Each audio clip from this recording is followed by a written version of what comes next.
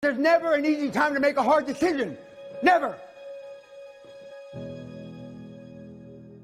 In grade school, I didn't have any dreams. The only goal my father had for me was to keep me alive, not dead till I reached the age of reason. He didn't know if that was 20, 30, 40, or ever. And I didn't really establish goals other than staying alive because I got in a lot of trouble. When I was in the grammar school, I tried to kill my teacher, amongst other things. I got expelled, not from the school, but from the district. They wouldn't allow me to go to school in the district. And I've been arrested and in jail 5-6 times. But then I went into the military, and that straightened me out and made a man of me. But your father was a policeman. My dad was a high-profile policeman, hard, tough guy. And what did you learn from him? Well, I learned that discipline, focus, honesty. The basic rules. Yep. So there were no dreams when you were young. Mm-mm. So what did you do after school? Got in trouble. Mm-hmm. Like we all do? Yeah, got in trouble. How did you get out? Did awful things. Got in fights, beat up people, hurt people. I was very good at that. Yeah. In that sense, I was a high performer. I could really kick out of people pretty well. You were a fighter. Yeah, correct. So how did you end up in Wall Street? By the grace of God, I lived. Went off to the military, entered a private. Came out 4 years later, an officer. And I was getting a big award in the military. And there was a 2-star general that was pinning something on my chest, and he said, you know, if you were in the real world, Danny, that's what they used to call me, I was a lieutenant, you could probably get rich. And a light bulb went off over my head. I had never thought of that before. I didn't know how much $1 million was, except for about that same time frame. One of the other young officers inherited $1.4 million, and he was buying all the officers' drinks in the officers' club. And I said, well, why is John buying us all drinks? He says, he just inherited $1 million. And I said, write it down for me. I'm 22 years old. And he put it with the zeros. I go, I didn't know how many zeros $1 million had. And then the general said that if you went out in the real world, Dan, you could probably make a lot of money. I then, within a week, I took action. I reversed my paperwork. I just put in paperwork to be a permanent military forever. And I reversed it to get out. And I got out 5-6 months later. I came back. Went back to school where I had to get special permission because I had flunked out 3 times out of university, and then I graduated ultimately with honors. And I wanted to go where the action was, and the action in those days, and this was in 1972, was on Wall Street. But most of you don't have, and I say generally speaking, most of you don't have faith in yourselves because you got low self-esteem, no self-confidence. You look like you dress like and you blame it on the 21st century, the reason why you dress the way you do. 25 years ago, if you come to a seminar like this, you'd all be wearing suit and tie. 40 years ago, the women would be wearing hats.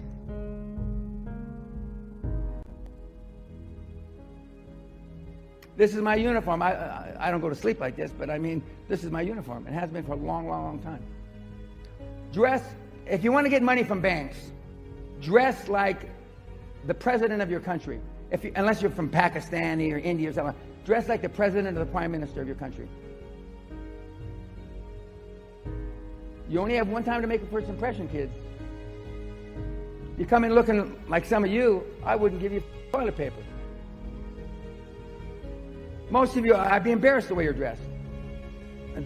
But from a guy, I was a barrio bad boy in the barrio of East Los Angeles to the Guthrie. That's a big leap. That's a big. It doesn't. I can't imagine. Well, came close last year. I was honored by the Queen of England. I am now, as they call, a member of St. John. A member of St. John, which is just below. Thank you. And it's a derivative of the Templar, the people that supposedly took Christ's body, and you know, the Knights of the Templar. That's what it's a derivative of. but for a kid in East LA who almost killed his teacher. Now, was I thinking about killing the teacher? No. I was up on you'd call it the second floor with an aquarium, and I looked down at the teacher, and the teacher had pissed me off. And back in those days, I wasn't the kind of guy you'd want to piss off. So I dropped the aquarium. It weighed 45 pounds. By the grace of God, Allah, Buddha, he moved. And it didn't hit him in the head, it hit him in the shoulder and crushed his shoulder, right clavicle. If that had killed him back in the mid-50s, I wouldn't be sitting here.